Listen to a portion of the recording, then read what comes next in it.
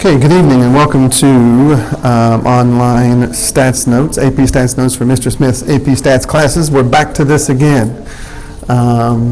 which is good. I think this is a good thing. So let's talk a little bit about your distributions again. And like I said in class, again, a distribution shows you all the values a variable will take and how often we see those values in a data set. Okay, and it's good to look at a distribution, kind of get a sense of shape and how it looks, an overall sense of the data, and then do some calculations on it. And so again, it's just a good overall picture of your data. But questions arise as far as, like we said in class, right? Do you have a long arm or a short arm? And it really depends on what distribution you're in and where you're located. And so that's what we're going to talk about starting now is location in a distribution. Are you common? Are you uncommon? Are you average, or below average, above average? Those kinds of things. And one way to measure location, or one way to describe a location, is to find out what percent of observations or what percent of individuals are less than you. Or we'll take this off of you guys now and talk about what percent of individuals are less than a particular individual, okay, and the value that the individual takes. When we do that, that's called percentile. And so you see your definition there of percentile, and that is the value in the distribution where P% of the observations are less than it, strictly less than it, right? And that would be your Pth percentile. You see percentiles all over the place. I mentioned while we were going through the activity, SAT or ACT scores, if you pull those back out, it will list your score in terms of a percentile. And that tells you what percentage of students, test takers, scored lower than you did. Okay? And so a couple of notes about percentile. I want to do that. A couple of notes about percentile. First off, we always round to whole numbers for percentiles. Your percentile is always the 95th percentile or the 90th percentile or the 99th percentile. Never will you be at the 100th percentile by this definition. Right? There's always going to be one out of the data set that's not lower than you, that's you. So, but anyway, that's sort of semantics. Also, don't confuse percentile with percent correct. Percent correct is not the same thing as percentile. Okay, just because you got an 88% on the stats test does not mean that 88% of the students scored lower than you. So it tells you two different things. Two individuals or two observations could have the same percentile. That makes sense that they score the same, right, if they have the same value. Okay? So, quick example here. Jenny earned a score of an 86. On her test, and this is an example on page 85, and I can't remember if this is her stats test or a science test. But anyway, how did she perform relative to the rest of the class? And that's what we're talking about when we're talking about location and distribution. How are you in relationship to everyone else in the distribution?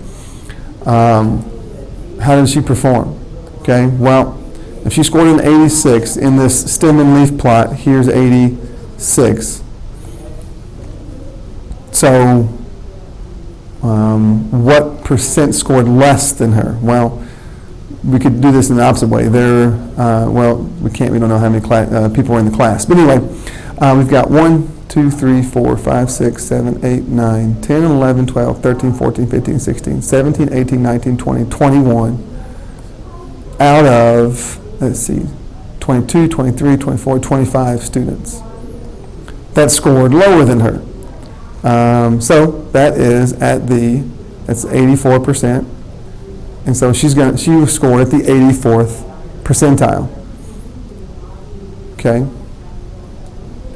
And so her score was greater than 21 of the 25 observations. And so that puts her at the 84th percentile in the class's test score distribution. How would you interpret a percentile? You would do so exactly that way, right? 84% of the scores were below hers. Okay? Now, we can, once we convert everyone down into a percentile, we can display the collection of percentiles in something that's called a cumulative relative frequency graph, or ogive. Okay? Ogive is how you pronounce that word there. It's another word for this cumulative relative frequency graph. We've talked about frequencies and relative frequencies. Relative frequencies are always in terms of percentages, right? Because percentages give us the relationship to the whole thing. So how would we create an ogive, a relative frequency graph, right? Well, this data, we have data here, it's also in your book, talks about the age of the first 44 presidents when they were inaugurated, right? And so what we know, we can gather all the ages at inauguration and list them out, and we did so, and we placed those into different classes, right? So there were 2 presidents that were between 40 and 44, 7 that were between 45 and 49, so on and so forth, and you can see that there. So that would be your frequency. So we could create a bar graph from that, or a histogram if we wanted to make a histogram out of this, since we have class widths. Your relative frequency, right? I keep doing that and I don't want to. Would look something like this. Well, there were 44 of these presidents that we measured, right? So the relative frequency, 2 is what percentage of 44, right? So 2 out of 44, which is going to be about 4.5%. And then 7 out of 44, which is about 15.9%. And then 13 out of 44, and you get the picture here, is 29.5%. And if we were to keep dividing these out, we'd get 34%, and then 15.9 again, and 6.8 here. Okay? A cumulative frequency, right, means we're going to keep a running total of the number of individuals that we've come across so far, right? So between the ages of 40 and 44, there were 2 presidents who were that age. And so 2 out of, I'm going to change colors here. So 2 out of 44, which is still 4.5%. Oh, sorry, this is just your cumulative frequency. We're not doing cumulative relative frequency yet. Sorry, we'll do that in a second. Cumulative frequency. Well, how many are in this class? 2. How many are in this class or less? That's what cumulative, right? We're going to keep adding. Cumulative means we're going to keep adding on to it. So we've got 2 in this class and 7 in this class, so there are 9 that were in this class or lower. Okay, then we're going to do 9 plus 13, which is 22. So there's 22 presidents that were in this class or lower, 34 that were in this class or lower, and it's this or lower you should be paying attention to. And so in this class, there were 41 that were in this class or lower, and then of course, we pick up the rest of the presidents, so 44 of the presidents were this age or younger. Now your cumulative relative frequency is where we start dividing this by 44, okay? And we get 4.5%. But watch how the percentages change. Now I've got 9 out of 44. And so instead of getting 15.9%, I get 20.5%. So 20.5% of the presidents were this age or younger. Which, by the way, some Some areas of statistics define percentile as the percentage of individuals that are the same as or less than a particular value. AP statistics, as a course, strictly sticks with less than, okay? But when we make our cumulative relative frequency graph, or our ogive, we'll plot points that are equal to or less than. It becomes easier to plot that way. So now 22 out of 44, that's 50%. And then you get the point here. So now we're going to get 77.3%. You can see that they keep climbing, and that should make a lot of sense. 93.2%, and then obviously 100% here. 44 divided by 44 is going to be 100%. Okay? Now, to draw that, okay, and these are all going to populate here. To draw that, shoot. Okay, what you would do, wrong button. What you would do is, obviously at 40, there were, 40 or less, there's no presidents that were younger than 40 when they were inaugurated. So our first dot's going to go here at 0. Now, 45, right? What percent? So we're going to scale our axis 40, 45. So we're going to use the beginning of each class as a tick mark on our horizontal axis. So at 45, there were 2 presidents who were younger than that at inauguration. And it's kind of hard to see because I've written over myself here, which is 4.5%. So I put a dot here at 4.5%. And then at 50, there were 20.5% that were younger than that. So I put a dot here. Then I put a dot here at 50% for the next one. 77.3% for the next one. And these are all obviously guesstimations. And then 93.2%, put a dot here. And then of course, in the last value here at 70, we will have accounted for 100% of our data. And so we're going to use a straight line to connect all of these dots, right? All of the data in between these dots should be a straight line, okay? And so this is our cumulative relative frequency graph, right?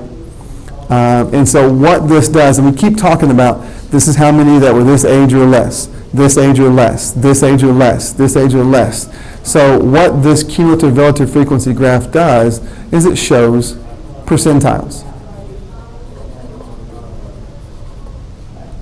Okay? So all of these are percentiles. What percent of presidents were younger than 55 years old? Well, we go to 55, we move up and straight across, and we realize that we're here at 50%. So 50% of the presidents were younger than 55 years old when they were inaugurated. That's kind of how this works. Okay? Oh, by the way, if 50% of the observations are less than 55 years old when they were inaugurated, then 55 is also our what for our distribution? 50% or less than, that means that this was also our median for our distribution, right?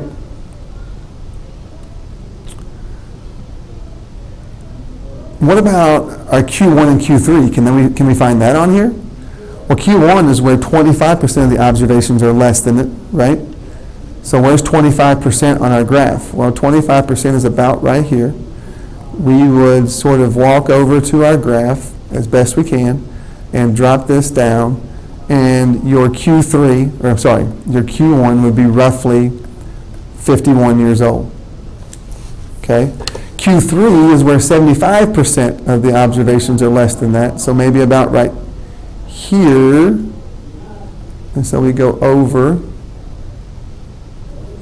and then down, and we see that the Q3 was about 59. Could maybe not make an argument for 60. These are obviously guesstimations.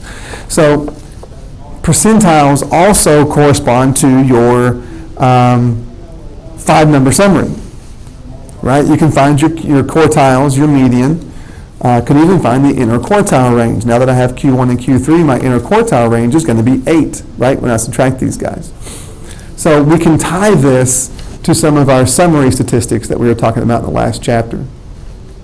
Okay? But that's how an ogive works. These guys over here are basically your percentiles. These are basically percentiles. Okay?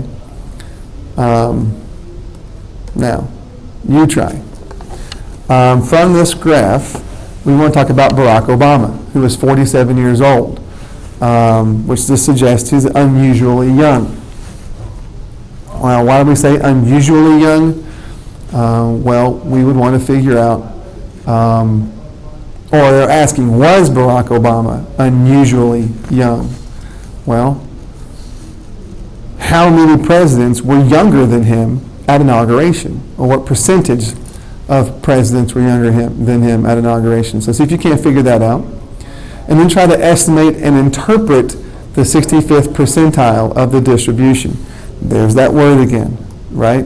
Interpret. So we want to talk about that. Take about 2 seconds, stop the video if you want, try to figure that out, and then start it again, and you'll get your answer.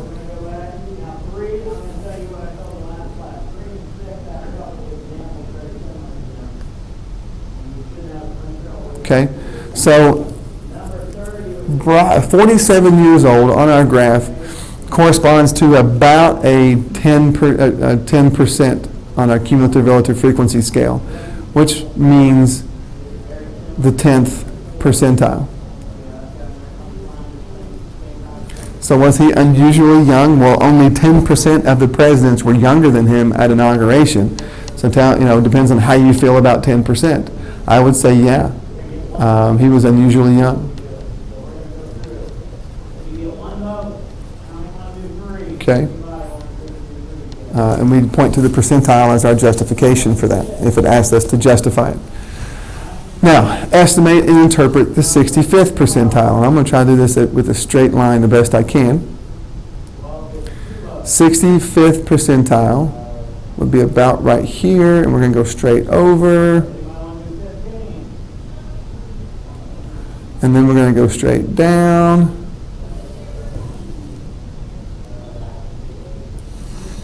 Okay,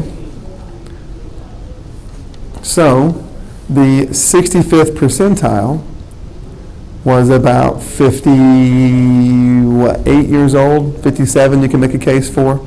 So 58 years old is the 65th percentile.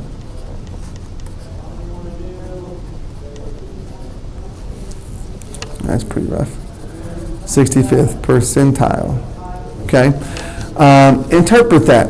Well, that means in context, right? 65% of U.S. presidents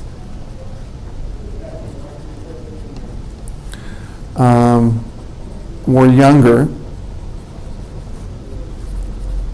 than 58 at inauguration. That's how you would interpret that. Okay? So good. Hopefully you got that. Moving on. Maybe. Okay. There's a check your understanding on page 89. Go ahead and give that a shot. And I'll take a look at what you guys came up with in class tomorrow. Okay? All right, let's move on. Okay, so make sure you have those written out tomorrow. I'll grab someone's and we'll take a look at what you get. Okay, so we can describe location in terms of percentiles, or which again is sort of tied to our 5-number summary, our median in Q1 and Q3.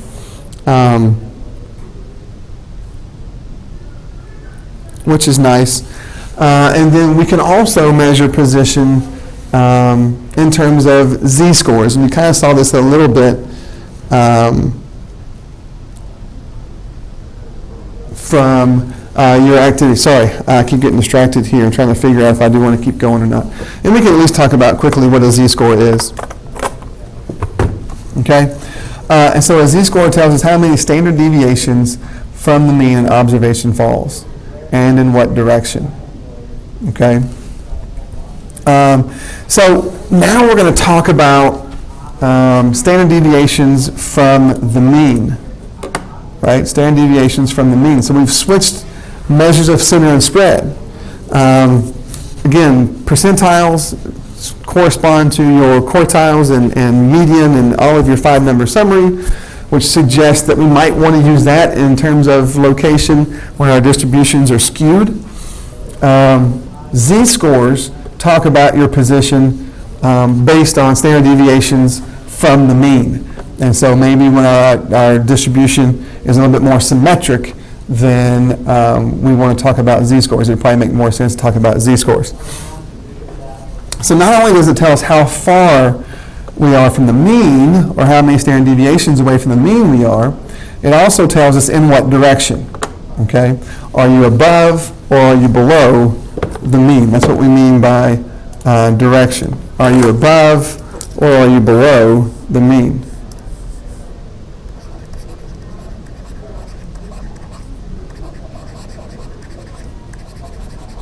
Okay.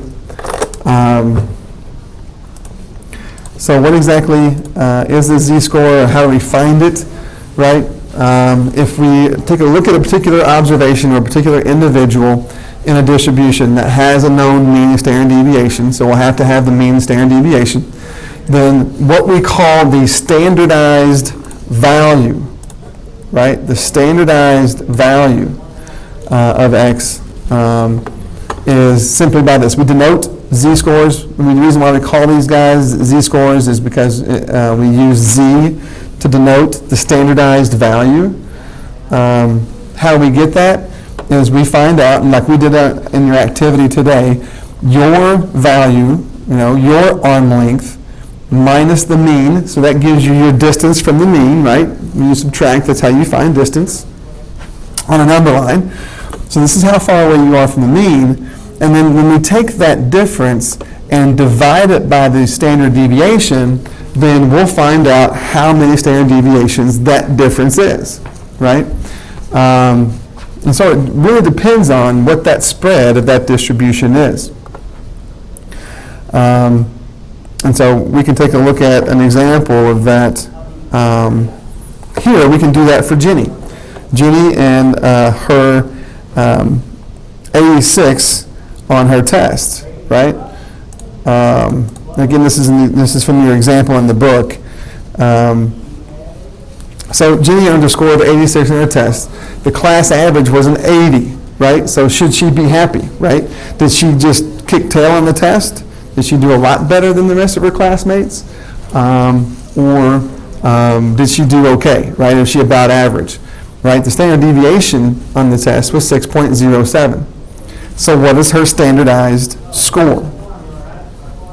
Okay. Well, to find that out, we grab our calculation here. We're going to take her score, subtract it from the mean to find out how far from the mean she is. And so this is measured in terms of distance. This is the distance from the mean.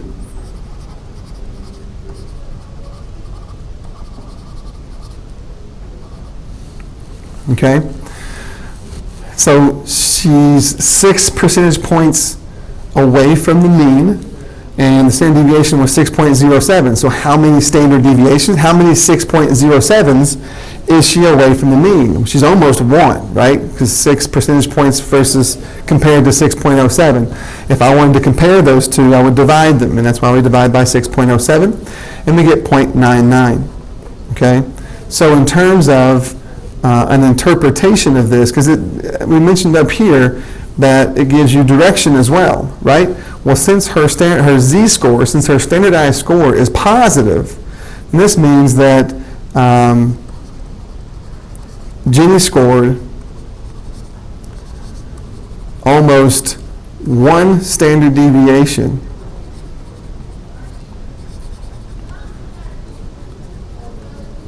above, so you want to say above the mean. Okay? If she scored a 74, then this value would be 74. 74 minus 80 would be negative 6. And negative 6 divided by 6.07 would be negative 0.99. And so therefore we could talk about her scoring almost 1 standard deviation below the mean. Okay, so the sign gives us our direction in terms of where she is in relationship to the mean. Now, a couple of other things to say. If you do some unit analysis, right? So this is percent or points, if you want to, for Jenny's score. That's what her score is measured in. The mean, the units on the mean is going to be what? Right, it's going to be points, right? So when I subtract these two, then the whole numerator units are going to be points, right? Standard deviation is always measured in the same units as our data, and so this is going to be measured in points. And so points divided by points, well, those divide out, just as in terms of unit analysis, they divide out. And so z-score seemingly has no units, at least no measurable units in terms of what we measured our data in. Instead, we measure this in standard deviations. Your units here are going to be standard deviations. Okay? So she's 0.99 standard deviations above the mean. She's 0.65 standard deviations below the mean. Whatever that z is, we measure this in standard deviations. It's going to be an important distinction to be made later on. Okay?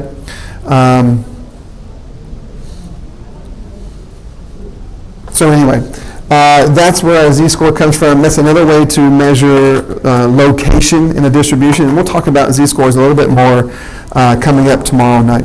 Okay, we'll cut off here, pick back up tomorrow night, and talk about how we can use z-scores for comparison. And then we'll talk a little bit about what happens to our data when we transform it. All right, but that'll be tomorrow night. Homework's in the text. If you want to get started, you can, or you can wait till we get to class tomorrow to start working on that then. All right? Have a good one.